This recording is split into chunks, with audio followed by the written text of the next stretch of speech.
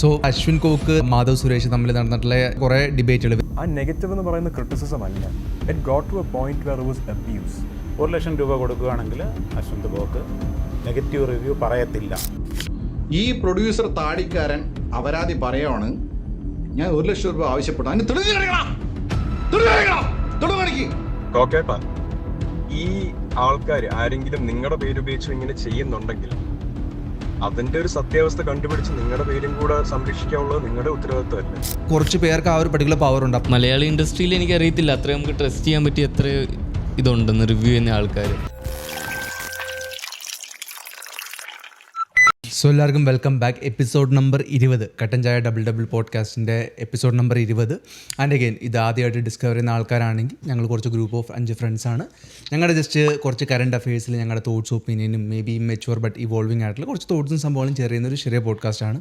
Even philosophies ആവാം, എന്ത് സംഭവമാവാം. So അതാണ് ഞങ്ങളുടെ ജസ്റ്റ് ഒരു general background. That being said again കഴിഞ്ഞ ആഴ്ചയിൽ കുറച്ച് ലൈവായിട്ട് നടന്നിട്ടുള്ള കുറച്ച് ഇൻട്രസ്റ്റിംഗ് ടോപ്പിക്കുകൾ നമ്മളിവിടെ നോട്ട് ചെയ്ത് വെച്ചിട്ടുണ്ട്. സോ ആ സംഭവങ്ങൾ കേൾപ്പിക്കാം.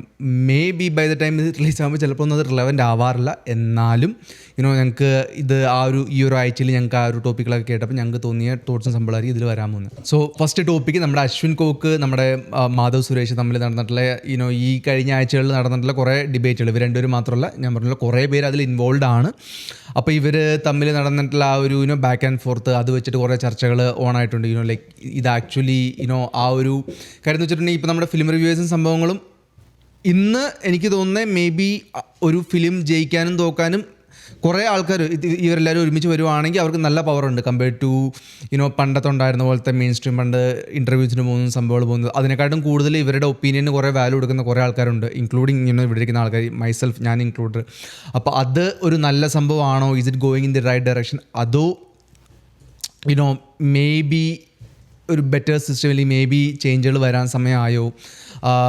അതാണ് ഈ ഒരു പർട്ടിക്കുലർ ടോപ്പിക്ക്. ഇത് ഇതാരുടെ ടോപ്പിക്കായിരുന്നു? വൈശാഖിൽ വരുന്നതിന് ജസ്റ്റ് ഞാൻ ചെറിയൊരു സംഭവം പറയാനായിട്ട് കാര്യത്തിൽ പറഞ്ഞു വരുന്നതെന്ന് വെച്ചിട്ടുണ്ടെങ്കിൽ കാര്യം ഒരു ഫിലിം എടുത്തു വരുന്നതെന്ന് വെച്ചിട്ടുണ്ടെങ്കിൽ കുറേ ഇൻവെസ്റ്റ്മെൻ്റ് ആണ്, കുറേ മണി, സമയം, ആൾക്കാരുടെ സ്വപ്നങ്ങൾ, അങ്ങനെ എല്ലാം കൂടി ഒരുമിച്ച് വരുന്നതാണ് ഒരു മൂവി.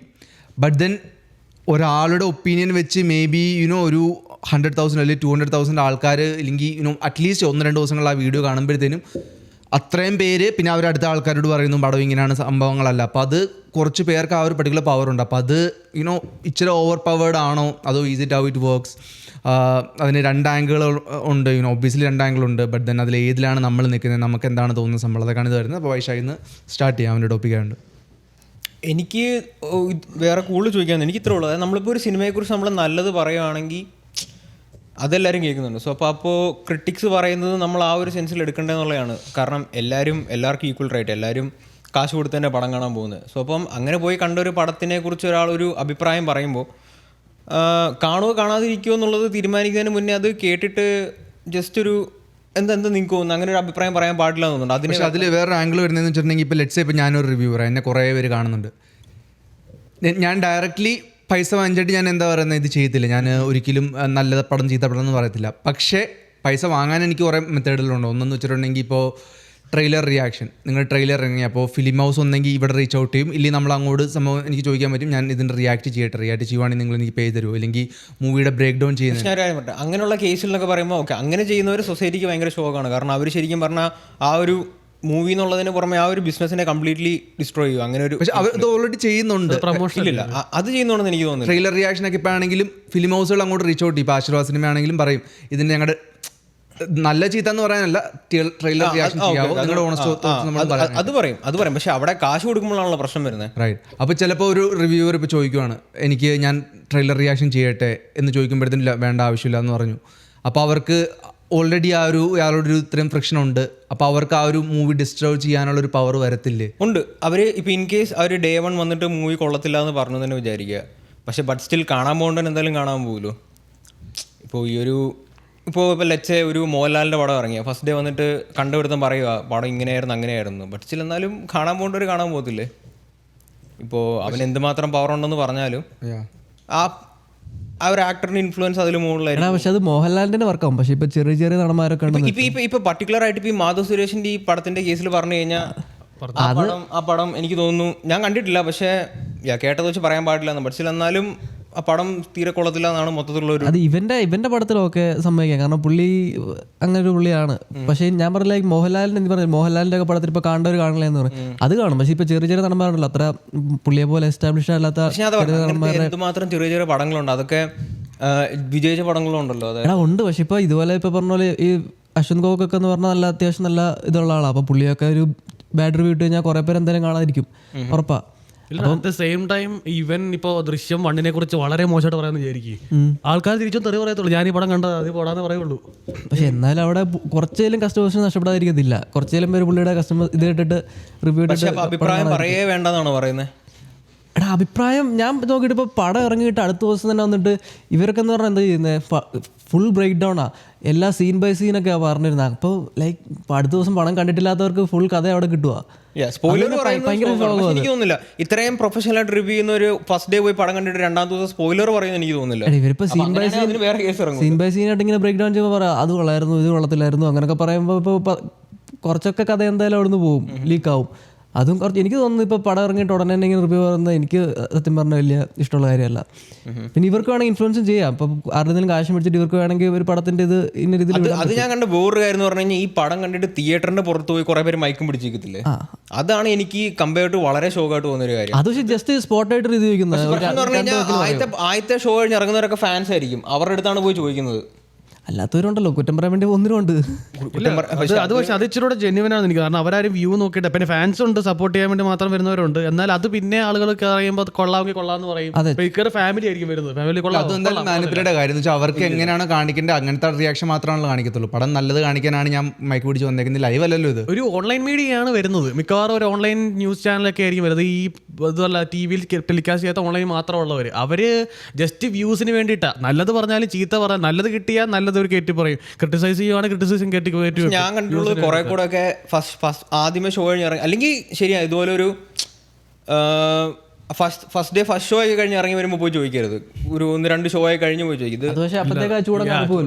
പക്ഷെ എന്നാലും നമുക്ക് ഓണസ്റ്റ് ആയിട്ടുള്ള റിവ്യൂ കേൾക്കാൻ പറ്റത്തുള്ളൂ. ഇത് ഫസ്റ്റ് ഡേ കയറി പോകുന്നവർ എനിക്ക് തോന്നുന്നില്ല എന്തായാലും ഫാൻസ് ഒക്കെ ആയിരിക്കും. മോശപ്പെടാണെങ്കിൽ നല്ല തെളിവിച്ചിട്ടാണ് പോകുന്നത്. ഇപ്പൊ ഏതൊരു ഈയിടെ ഇറങ്ങിയ ഏതൊക്കെയോ കുറേ പടങ്ങൾ മോഹൻലാലിന്റെ തന്നെ നല്ല പടങ്ങളാണെന്ന് പറഞ്ഞിട്ട് തോന്നുള്ളൂ. ഞാൻ മോഹൻലാലിന്റെ നല്ല പടം അങ്ങനെ ഫ്ലോ പടങ്ങളാണെങ്കിലും പുള്ളി പറഞ്ഞത് ഞാൻ എത്ര കാലത്ത് പുള്ളിയുടെ ആരാധന, പക്ഷെ ഇത് ചെയ്ത് അങ്ങനെ ഓണസ്റ്റായിട്ട് പറയുന്നവരുണ്ട്, കൊള്ളില്ലെങ്കിൽ കൊള്ളില്ലാത്ത പറയുന്നവരുണ്ട്. പക്ഷെ അപ്പൊ അതും അപ്പോൾ ഒരു കേസ് നോക്കുമ്പോൾ ആ പടത്തിനെ കംപ്ലീറ്റ്ലി ഡിസ്ട്രോയ് ചെയ്യാം. അവർക്കൊന്നും കിട്ടാനില്ല, അതിന് അവരുള്ള കാര്യമല്ല പറയുന്നത്.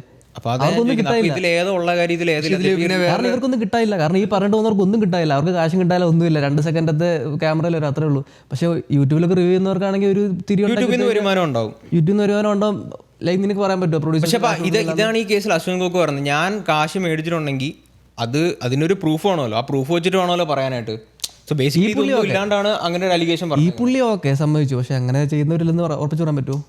അതും ശരിയാണ്. പക്ഷെ അങ്ങനെ ചെയ്യുന്നവരുണ്ടെങ്കിൽ ഞാൻ പറയുകയാണെങ്കിൽ ഒഫീഷ്യലി ഇങ്ങനെ എന്തെങ്കിലും ഒരു കേസോ കാര്യങ്ങളോ വന്നിട്ട് ഇവർക്കെതിരെ അങ്ങനെ ഒരു ഇവരുടെ ബാക്ക്ഗ്രൗണ്ടും കാര്യങ്ങളും ബാങ്ക് സ്റ്റേറ്റ്മെന്റും കാര്യങ്ങളും ചെക്ക് ചെയ്തിട്ട് അങ്ങനെയുള്ളവരെ പെർമനന്റ്ലി ബാൻ ചെയ്യണം.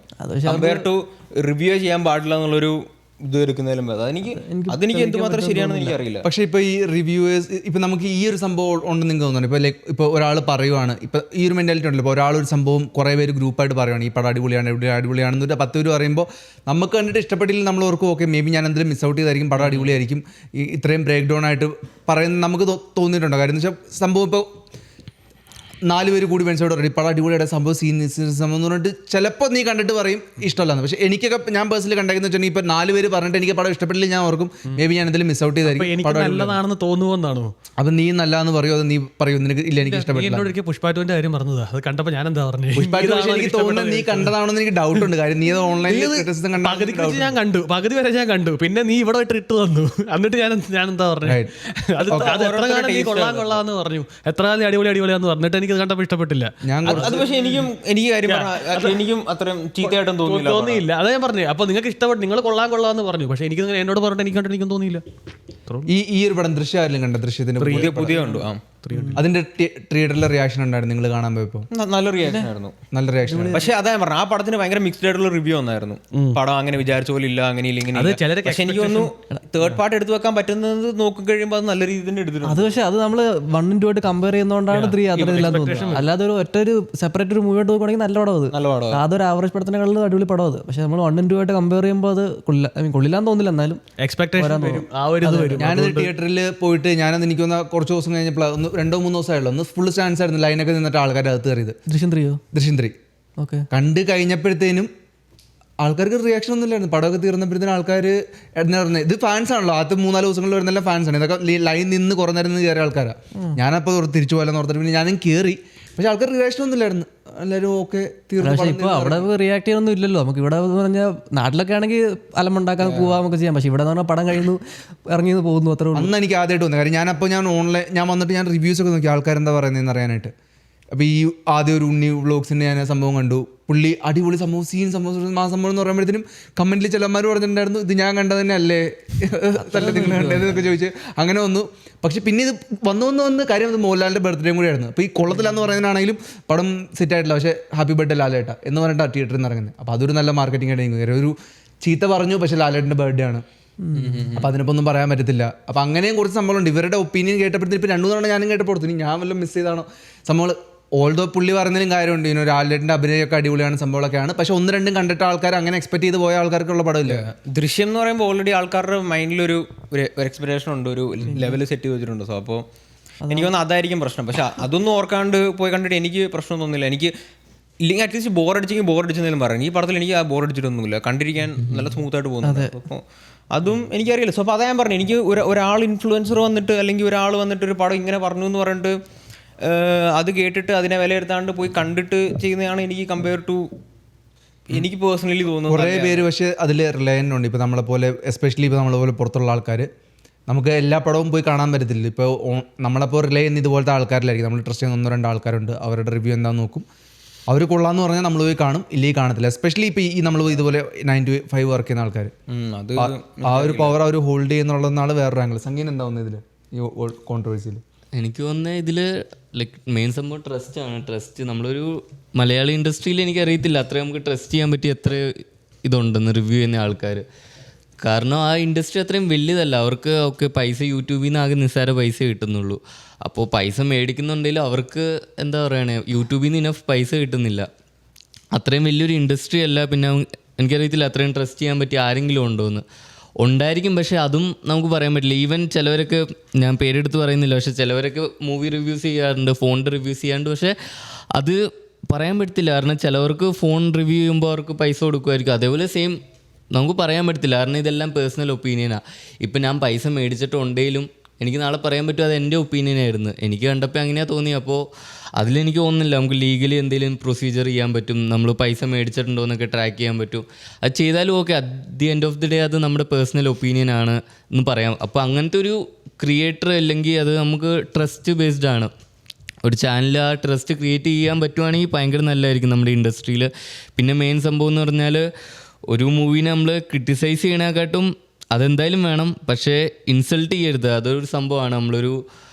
ഒരാളത്രയും കഷ്ടപ്പെട്ടുണ്ടാക്കിയ ഒരു മൂവി ആണെങ്കിൽ ആ ഒരു ലൈൻ നമ്മൾ വരയ്ക്കണം. ഓക്കെ, ഈ സംഭവമൊക്കെ ഇമ്പ്രൂവ് ചെയ്യാൻ പറ്റുമായിരുന്നു, റാദർ ദാൻ ഇതെന്താ ഉണ്ടാക്കി വെച്ചേക്കണം, ഇതെന്ത് മൂവിയാണെന്ന് പറഞ്ഞു കഴിഞ്ഞാൽ അത്രയും പൈസ ഇറക്കിയ ഒരാൾക്ക് അത് റിവ്യൂ കാണുമ്പോൾ അയാളുടെ ഒരു മെൻ്റൽ ഹെൽത്ത് നമ്മൾ ഓർക്കണം, അയാൾ എന്തൊക്കെ ഫേസ് ത്രൂ ചെയ്യുന്നത്. അപ്പോൾ ക്രിട്ടിസൈസ് ചെയ്യണം, പക്ഷേ ഇൻസൾട്ട് ചെയ്യരുതെന്നാണ് എനിക്ക് തോന്നുന്നത്.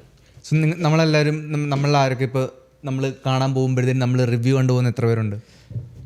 ഞാൻ ഇന്നുവരെ കണ്ടിട്ടില്ല. ഞാൻ ചിലപ്പോൾ റിവ്യൂ കേൾക്കാറുണ്ട് കാണാൻ പോകുന്നതിന് മുന്നേ, ജസ്റ്റ് ഇതറിയാൻ വേണ്ടി. ബട്ട് സ്റ്റിൽ എന്നാലും ഞാൻ പോയി കാണും, എന്നിട്ട് ഞാൻ അതിനെ വിലയിരുത്തുള്ളൂ. എടാ ഇപ്പോൾ ലെച്ച് ഒരാൾ നമ്മുടെ അടുത്ത് ഒരു റിവ്യൂവർ വന്ന് പറഞ്ഞു നമ്മൾ കാണാൻ പോയിരുന്നൊരു പടം ഭയങ്കര സൂപ്പർ പടമാണ്, അടിപൊളി പടമാണെന്നൊക്കെ പറഞ്ഞു. അങ്ങനെ അവൻ ഒരു പടം പറഞ്ഞു, 2 പടം പറഞ്ഞു. 2 പടം നമ്മൾ പോയി കണ്ടിട്ട് നമുക്ക് ഇഷ്ടപ്പെട്ടില്ല, അല്ലെങ്കിൽ അവൻ പറഞ്ഞതായിട്ട് നമുക്കൊരു ഇതും തോന്നില്ല. സോ അങ്ങനെയുള്ള ഒരാളെ പിന്നെ 3ാമതൊരു പടം കാണാൻ നമ്മൾ ട്രസ്റ്റ് ചെയ്യുമോ? അത് ബേസിക് ഒരു കോമൺ സെൻസ് അല്ലേ. അപ്പോൾ അവർക്ക് ഈ ഫീൽഡിൽ എത്ര ആൾ അങ്ങനെ പിടിച്ചിരിക്കാൻ പറ്റുമോ? അപ്പോൾ അതൊരു സെൻസ് ഇങ്ങനെ ചെയ്തുകൊണ്ട്. ഷാനു കാണാറുണ്ടോ? ഞാൻ ഇന്നേ വരെ ഒരു പടവും ലൈക്ക് ഓൺലൈൻ റിവ്യൂസിൻ്റെ റിവ്യൂ കണ്ട് ഞാൻ ഒരു പടം കാണാൻ പോയിട്ടില്ല. ഞാൻ ഒരു പടം റിവ്യൂ കണ്ടിട്ടില്ല ആരുടെ ഇതുവരെ. ഞാനാണെങ്കിൽ എൻ്റെ ഫ്രണ്ട്സ് ആയാലും വല്ല പടം കണ്ട സ്റ്റോറി ഇട്ടിട്ടുണ്ടെങ്കിൽ ഞാൻ അവരോട് ചോദിക്കും എങ്ങനെ ഉണ്ടായിരുന്നു, 1-2 പേരോട് ചോദിക്കും, എനിക്ക് അറിയാവുന്നവരോടും ചോദിക്കും. അല്ലാതെ ഞാനിതുവരെ ഓൺലൈനിലുള്ള ആരുടെയും കണ്ടിട്ട് പടത്തിന് പോയിട്ടില്ല. സംഗീതം ഞാൻ കണ്ടായിരുന്നു. പക്ഷേ അതാണ് ഞാൻ ഒരു അങ്ങനത്തെ ഒരു മൂവി പറഞ്ഞതെന്ന് വെച്ചാൽ RRR കുറേ പേര് പറഞ്ഞു ഭയങ്കര അടിപൊളി മൂവി. അപ്പോൾ എൻ്റെ എക്സ്പെക്റ്റേഷൻ ഭയങ്കര ഇതായിരുന്നു. ഞാൻ അധികം റിവ്യൂസ് കണ്ടിട്ടില്ല, പക്ഷേ ഒരു എക്സാമ്പിളായിട്ട് പറയുകയാണെങ്കിൽ ഞാൻ കണ്ടു കുറേ പേര് പറഞ്ഞ് ഭയങ്കര അടിപൊളി മൂവിയാണ്. അപ്പോൾ ഞാൻ അത് കണ്ടുപോയി. പക്ഷേ എനിക്ക് എന്താന്ന് കണ്ടിട്ട് അതിങ്ങ് ഡൈജസ്റ്റ് ചെയ്യാൻ പറ്റിയില്ല. അത്രയും അടിപൊളിയായിട്ട് എന്താ ഉള്ളത്. അപ്പോൾ എനിക്ക് തോന്നുന്നത് കുറച്ചുകൂടെ റിവ്യൂസ് പേഴ്സണൽ ടേസ്റ്റും ആയിരിക്കാം. പക്ഷേ എനിക്ക് തോന്നുന്നതെന്ന് വെച്ചാൽ ആ സമയത്ത് കുറേ പൈസ ആൾക്കാർ എന്താ പറയുക ഇത് പുഷ് ചെയ്യാൻ വേണ്ടി ഉണ്ടായിരുന്നു, മാർക്കറ്റിങ്ങിലുണ്ടായിരുന്ന ആൾക്കാർ പറയുന്നു അടിപൊളി മൂവീസാണ്. അപ്പോൾ എനിക്ക് തോന്നുന്നത് അത് അത്രയും ട്രസ്റ്റ് ചെയ്യാൻ പറ്റിയ സംഭവം അല്ലാന്ന് തോന്നുന്നു. പുലി തിയേറ്ററിൽ പോയി കണ്ടാറില്ലുണ്ടോ? എൻ്റെ പൊന്നു മോനെ, പുലി സീൻ സംഭാരം ഞാൻ വിജയ് ഫാൻസിനൊപ്പം പോയി കണ്ടപാടാ, അവർക്ക് പോലും ഇഷ്ടപ്പെട്ടു.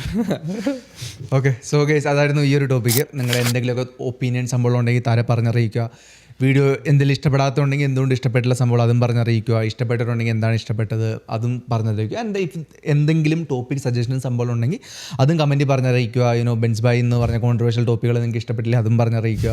അപ്പോൾ അതൊക്കെയാണ് നമുക്ക് പറയാനുള്ളത്. ആൻഡ് യെസ്, വീഡിയോ ഇഷ്ടപ്പെട്ട എന്തായാലും ലൈക്ക് ചെയ്യുക. ആൻഡ് സബ്സ്ക്രൈബ് ചെയ്യുന്നെങ്കിൽ എന്തായാലും പ്ലീസ് ഡു. അവരോടൊന്നും ചോദിച്ചില്ലേ? അത് വെച്ചിട്ട് ഇല്ല ഇതിലവന് പറഞ്ഞായിരുന്നു. So guys take care. Bye guys. കേട്ടില്ല, നീ എന്തായിരുന്നു പറഞ്ഞേ? ഞാൻ ഇടയ്ക്ക് പറഞ്ഞായിരുന്നു.